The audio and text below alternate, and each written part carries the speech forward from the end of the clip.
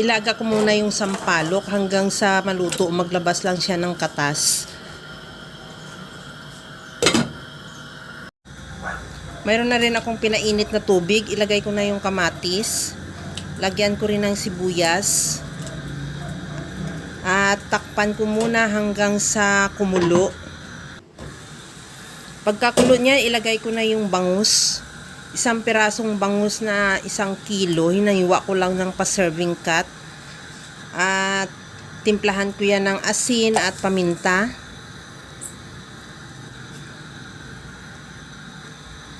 Takpan ko ulit hanggang sa maluto lang din yung bangus. Ilagay ko na rin yung gulay kagaya ng labanus, okra at sitaw.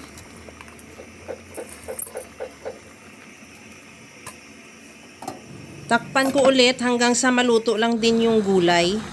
At ilagay ko na yung katas ng sampalok na pinakuluan natin kanina. Gamitan ko na lang ng strainer para hindi masama yung buto at yung balat.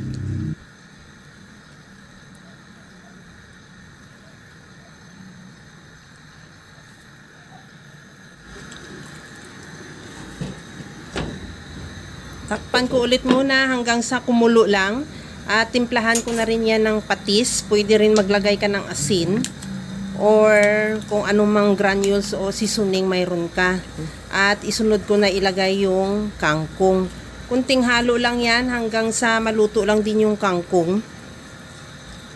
At dahan-dahan lang din sa paghalo para hindi madurog yung isda. Pagkatapos yan, ready to serve na yan. Kaya mga kalasa, kung nagustuhan mo yung ating video, please like na lang at pakishare na rin sa inyong mga friends. At kung bago ka pa lang sa aking channel, subscribe na at i-click mo na rin ang bell button para sa mga notification. Okay na tong ating sinigang na bangus sa sampalok. Hanguin na lang natin yan at ready to serve na. Kaya mga kalasa, alam ko kayang-kaya mo tong gawin dahil sa sobrang simple at napakadali niya lang lutuin. Kagaya lang lagi sa sinasabi ko na wala namang hindi marunong magluto basta sa simpleng paraan lang. Okay na tong ating napakasarap na sinigang na bangus sa sampalok. Ready to serve na. Kaya mga kalasa, hanggang sa muli. Thank you for watching. Bye-bye!